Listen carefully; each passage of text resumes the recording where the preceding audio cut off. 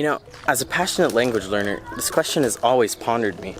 What is the hardest language to learn?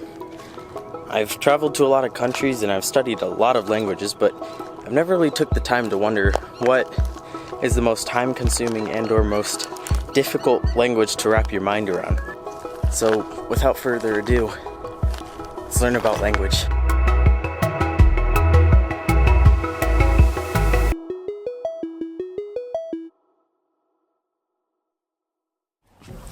Now, when you're answering this question, the first thing you would naturally want to go to is grammar.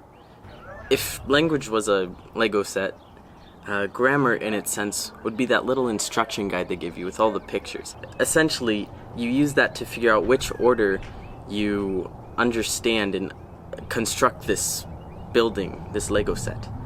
And when it comes to language, it's that order and that structure that allows language to convey meaning. So on our planet, we have many types of grammar.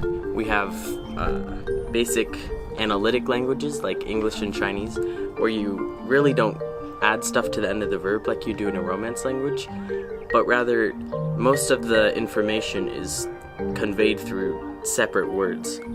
In English example, you would say, I will drink apple juice.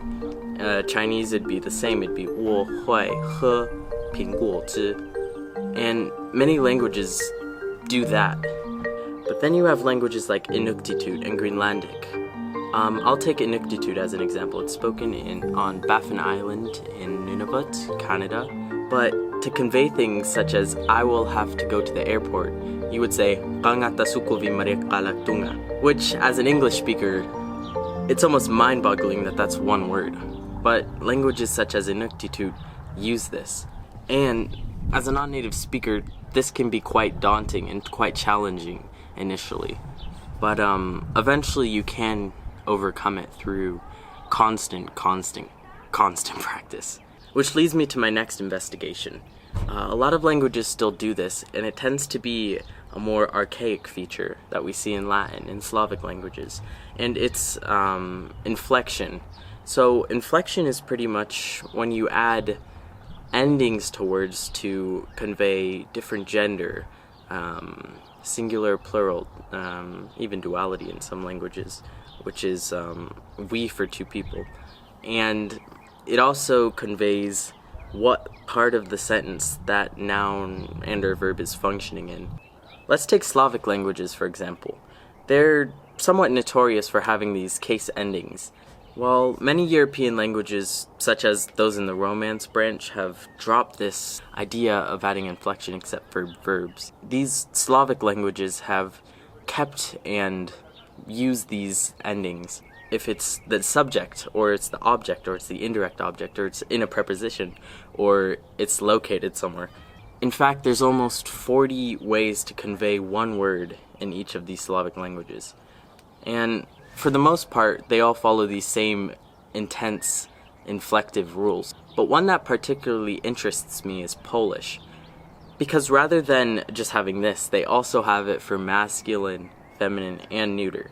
So, as far as grammar goes, it's a contender between Inuktitut, Polish, and of course there's many others that are closely related, such as Greenlandic, Russian. But we have to keep going further because there's definitely more aspects we have to look at. Phonology is another difficult but interesting aspect of language learning. In this particular category, two languages come to mind.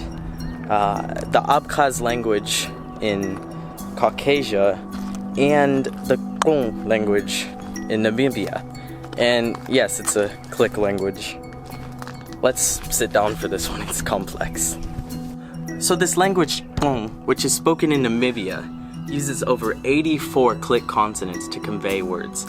And over 4/5 of the words in this language use clicks as the first letter in every word. And most people coming from a language that don't have clicks, this can be quite difficult. Let me just show you a little example of what this language sounds like.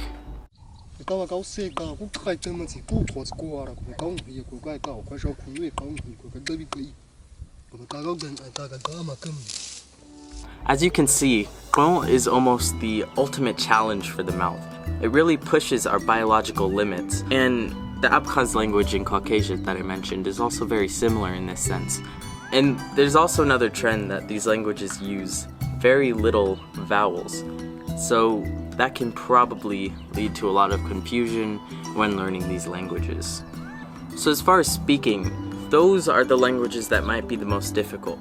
But if we're gonna go towards paper, we might have to look at writing systems and alphabets. The first one that comes into mind, not as the most difficult, but as the easiest, is the Hangul script of Korean. Now, this script was developed to replace Chinese characters, and this writing system became one of the most logical and easiest ways to write in all of human history. Going back to Chinese, that might be where it gets difficult. Rather than having an alphabet based off of sound, Chinese bases their writing system off of ideas. So where we have letters like A, and Devanagari, which is used to write many languages in India, has letters like Ga, Gi. The Chinese alphabet named Hanzi developed their writing system from ideas. And you can go all the way back to the Oracle bone script, which was used to inscribe thousands of years ago. Now, if you want to add a few more layers to this puzzle, we can go towards Japanese. In addition to being an agglutinative language like Turkish or Inuktitut that I mentioned before, Japanese also uses 3 writing systems, including China's. And all of this relates back to the history of East Asia. When China and Japan began trading with one another, Japan also began to adopt the writing system of China while maintaining their own 2 scripts, hiragana and katakana. While this may have seemed illogical, they used it to separate ideas within a sentence as they didn't write spaces. So, while learning the Japanese language, which isn't terrible from a grammatical perspective, you're having to learn 3 different alphabets, and one of them is based off of image. So, that begs the question, which of these is the hardest language? Well, the answer, as disappointing as it is, you can't really tell. Choosing what language is the most difficult in the world is like choosing what the hardest subject in school is, or what movie has the best plot. It's all based off of what you've already known. But based off of what I've learned today, it might be Japanese, and not because of a indecipherable grammar or the most difficult phonology in the world, but because of the writing system. The 3 writing systems, actually. And the true answer to this question is we don't know.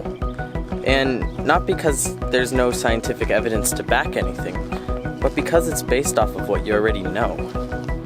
Thanks for watching, guys. Make sure to subscribe.